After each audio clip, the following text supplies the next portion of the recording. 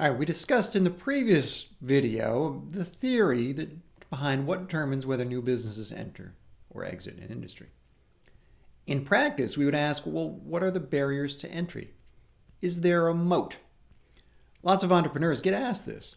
A new business looking for funding has to have answers for both why somebody else hasn't already hit this market and also whether other businesses will follow if they're successful. A profitable business would like to enter some product segment easily, but then be able to put up a moat around it to prevent others from competing. A moat can prevent other firms from entering. Now, there are some polar cases. One is a commodity. A farmer selling a commodity knows the market price, and that's it. It's a tough market to be in because they're not selling anything special. It's a commodity. Price is all that matters. They got to lower their costs. That's really all they can do. The price is set by the whole market, so there's little or nothing any individual business can do to change that. Most coffee, olives, and grapes are sold that way. They're global markets. Every farmer in the world competes against every other one around the globe. Most bulk commodity markets work that way.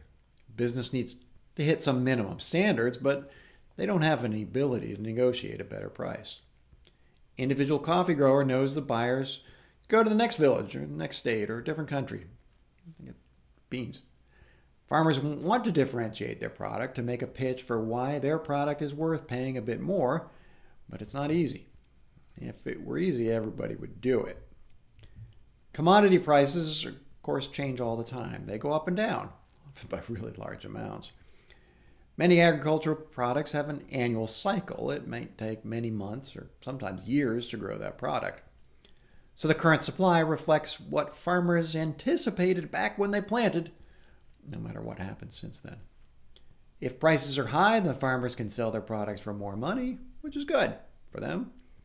They make more profits than they expected. On the other hand, if prices are low, then farmers sell for less money, which is bad for them. They make less profit. Perhaps they even lose money, which I might bring the question, well, why sell at all? The answer is because then they lose even more money.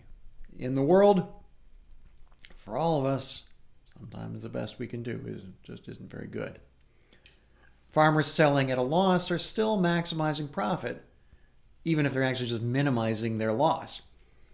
That's still the best you can do. They decide that any revenue is better than zero revenue. They can cover their fixed costs. And for farmers, by the time the harvest comes around, a lot of costs are fixed. Farm is already paid to plant the crops and tend them as they grow. Coffee, wine, and olives all need multiple years to grow sufficiently to be harvested. So if commodity prices are high and expected to stay high, then we just said that farmers will be making money. But other farmers will notice, and they'll try to enter the market as well. Now, that might not happen quickly. Maybe it takes some time for the crop to grow, but eventually there will be more produced, which will shift the supply curve outward. In the graph, that's a shift from the solid line to the dashed line, which will lead to a fall in prices. Oppositely, if the prices are low, then farmers will be losing money, and some will exit the market. Maybe they'll be forced out if they can't pay back loans, or maybe they'll just give up and try something else. That would shift the supply curve inwards, which will lead to a rise in price. Now, of course, for now, I'm keeping the analysis simple and leaving demand unchanged. In the real world, that doesn't happen. People make different choices all the time. Cycles of boom and bust will be common in commodity markets.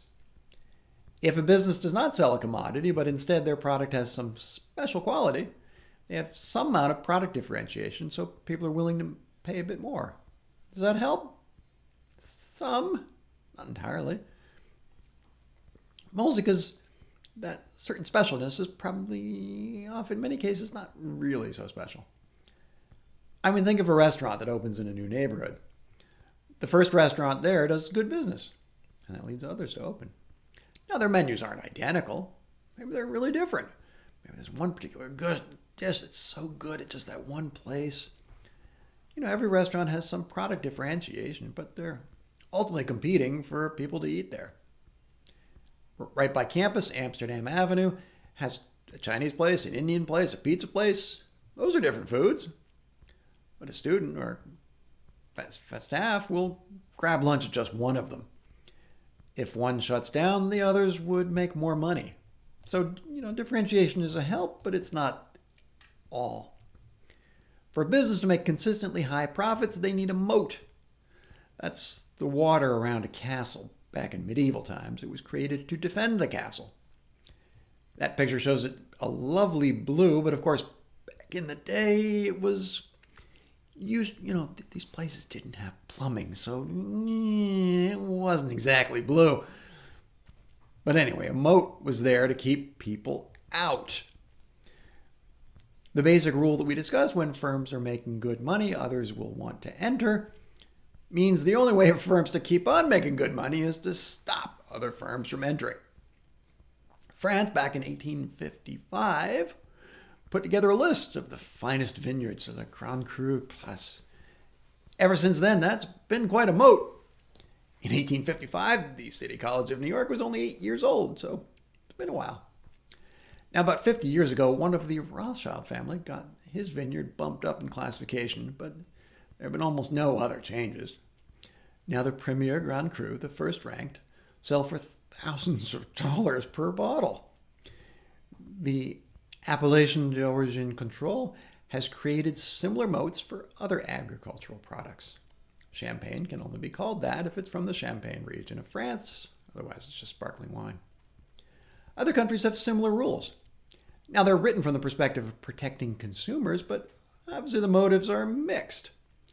Helping local landowners make bigger profits does have a certain political appeal.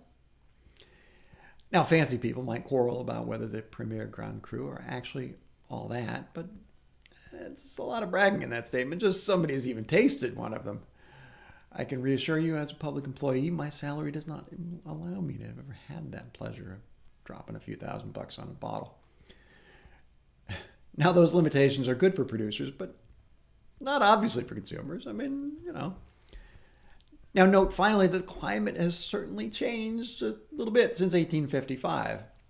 Whatever climate characteristics were being protected back then to make the wine so special, they're changed. They're different. But nevertheless, the moat endures. The owners of those vineyards are making money. But I don't know, do you think the workers are getting paid more?